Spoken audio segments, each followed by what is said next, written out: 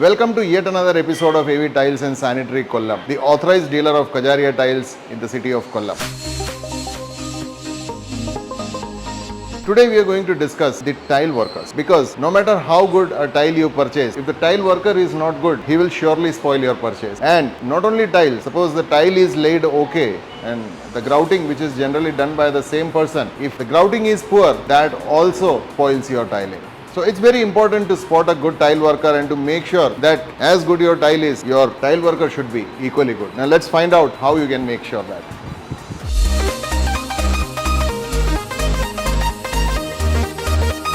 Tiling is a very emotional thing for the customers. It's not like any other things like cement or steel or any other thing in your house. Interiors are always an emotional matter. It is very much who you are, what your tile is. And so tiling, like any other interior work, is generally only selected by the customers, and it's usually need an applicator from outside to fix it in your house. So this is how the whole interior thing works. So you are dependent on a tile worker whether you like it or not. So it becomes really imperative that you have to find a good tile worker. But then how do you know if the tile worker is good? Because this is the first time you are going to encounter a tile worker when your house is being done. So here are some tips, like how can you find or how can you say that the tile worker who is in front of you is a good tile worker, or if he is a responsible person, how can you tell it? So we'll speak generally about the tile workers ecosystem which exists, and I am situated in the city of Kollam in the state of Kerala in India, but this is generally applicable across the world wherever you are watching it from.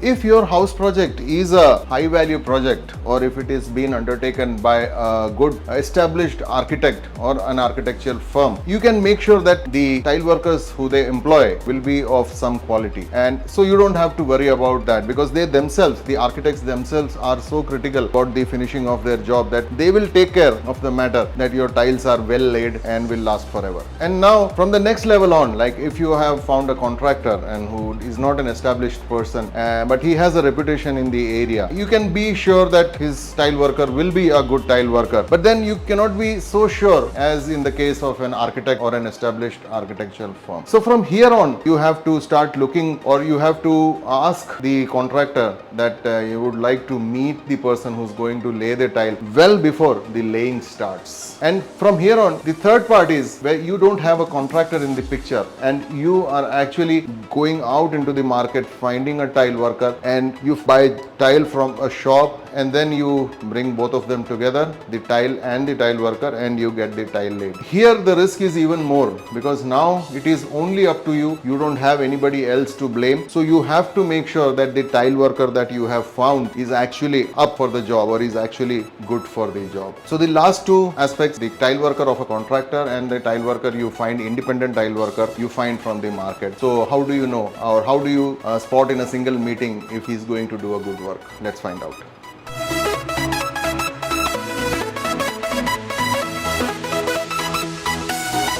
So the first time you meet this tile worker, you have to ask him, like, what is he going to do? You have to discuss the tile with him. You have to show the tiles, because generally tiles have directional grains and some tiles do not have directional grains. So by example, the non-directional grains, if you want to be sure, this is a non-directional grain. What you're looking at right now is a plain color. So which means in any way you put this tile, it all going to fall in place. Now here is another tile. It has grains, but again these are not directional grains. So here also the randomness is its beauty. So here also you don't need any special skill to lay it. But if your tiles are directional tiles, now an example of directional tiles will be this tile, this brown color. In brown color you can see that the lines of the marble are generally moving from bottom to top. You see, so it's going from bottom to top. Now this is a directional tile. In order to lay the directional tile, you have to know the dimension of the room. So these direction follow the dimension of the room. So then somebody has to have a mind of his own. Somebody should have an aesthetic sense who start laying this. You may not be there when they are laying. You may not be aware of this, but the technician who is charging a good amount of money, he should know how to put a directional tile. So here you're going to show this person person the tile that you have selected, and you're going to ask him like, if this is a directional tile, how are you going to lay it? And then he should be able to answer it enthusiastically, not half-heartedly, because if he's answering your question half-heartedly, you better get rid of him right away. But if he's giving you an answer enthusiastically, with interest, with an educative motive, then you can go ahead with that person. So this is the first thing that you remember, that show your tile to your tile worker at least one day before you start the tile work.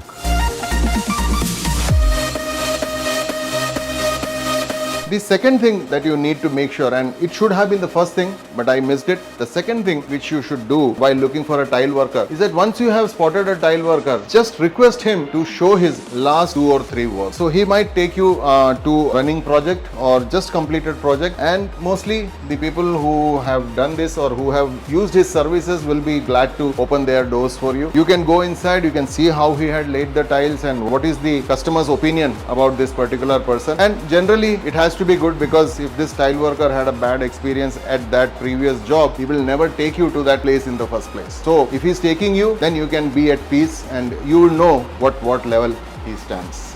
Now, equal to the tiling, the grouting is also very important, because if the grouting is spoiled, then the tiling is spoiled as well. And generally, these two things are done by the same person. So while you are asking him about the tiling, he might know about tiling, but it's not necessary that he might know about grouting as well. So you have to talk to him separately for that.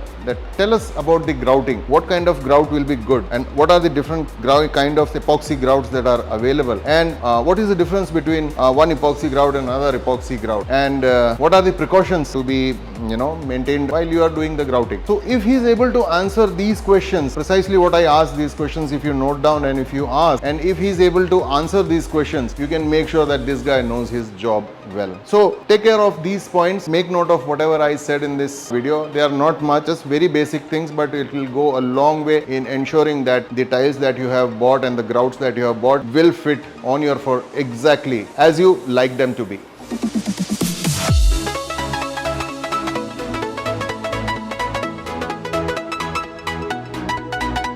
So I hope you got some insight into this boring subject called tiling from this episode. Stay posted with us for more such informative videos. Subscribe if you have not. Like the video, comment on it. We will definitely answer your questions, and goodbye for now.